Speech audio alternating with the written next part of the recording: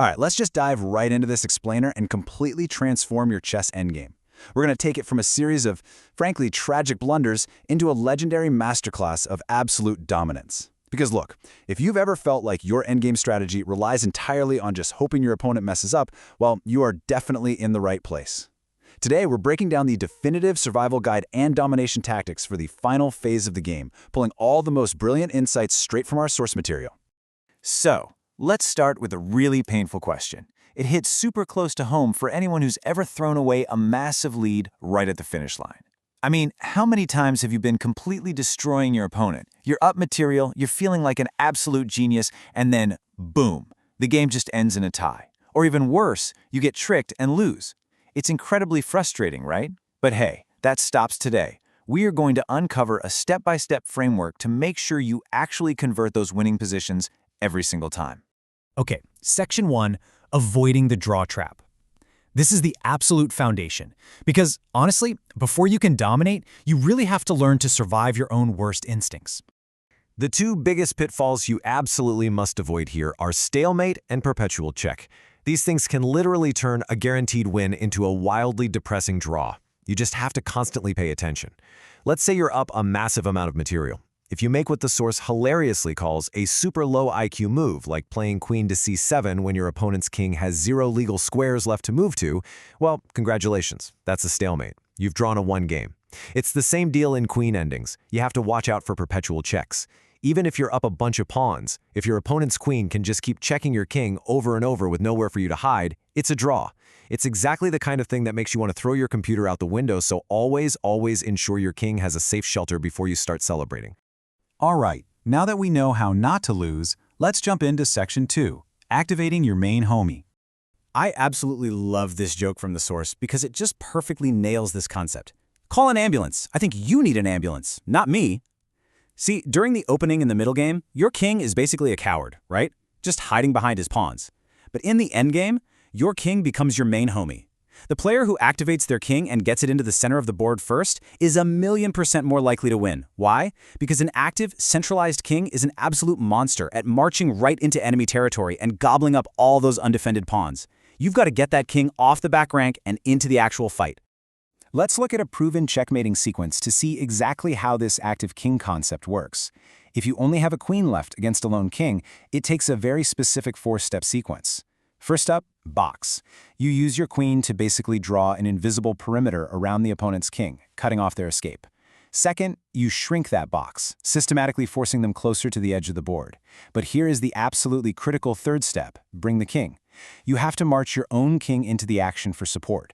Without your king there acting as a shield, your queen literally can't deliver the 4th step, which is the mate. Just remember our golden rule from earlier, as you shrink that box, be incredibly careful you don't accidentally stalemate them.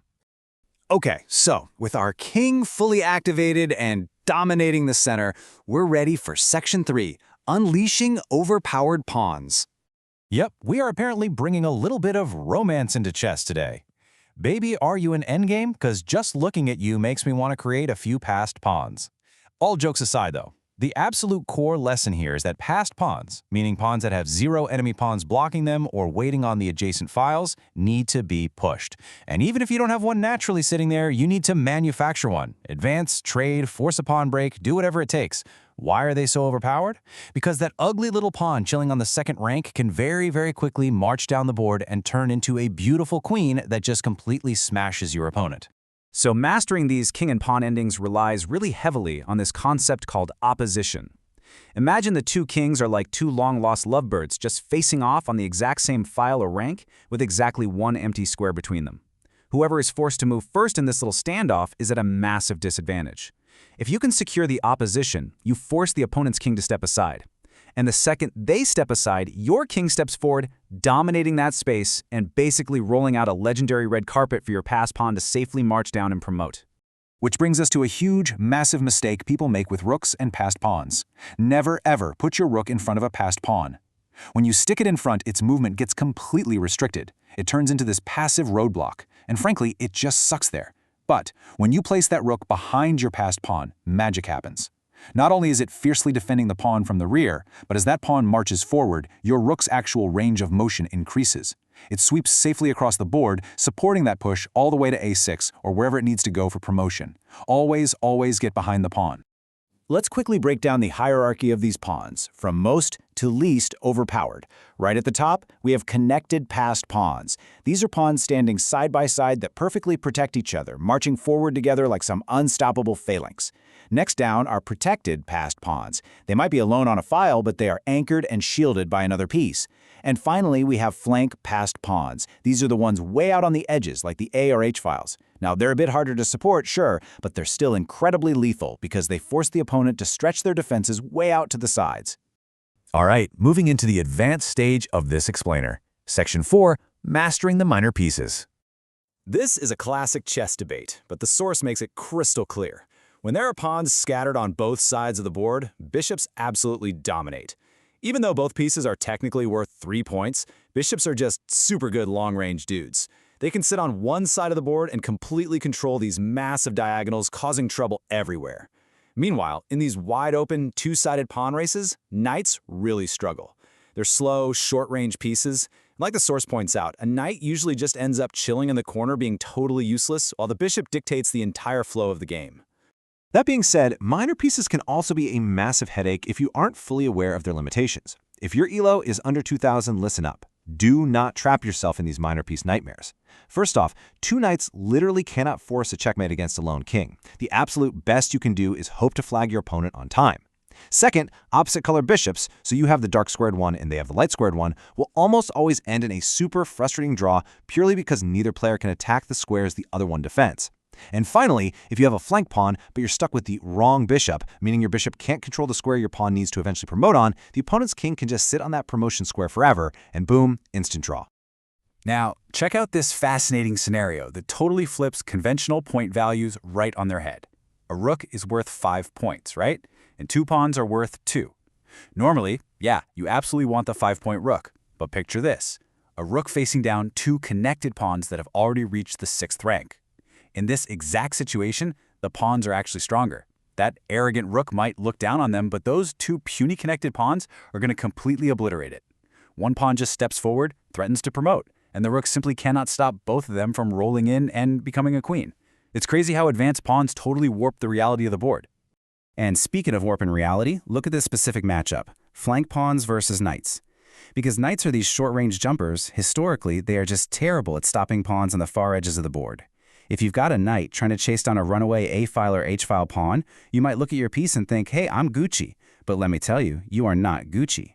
The reality is there is often absolutely nothing your knight can do to catch that pawn once it gets rolling. The basic geometry of the board just doesn't let the knight get in front of it in time.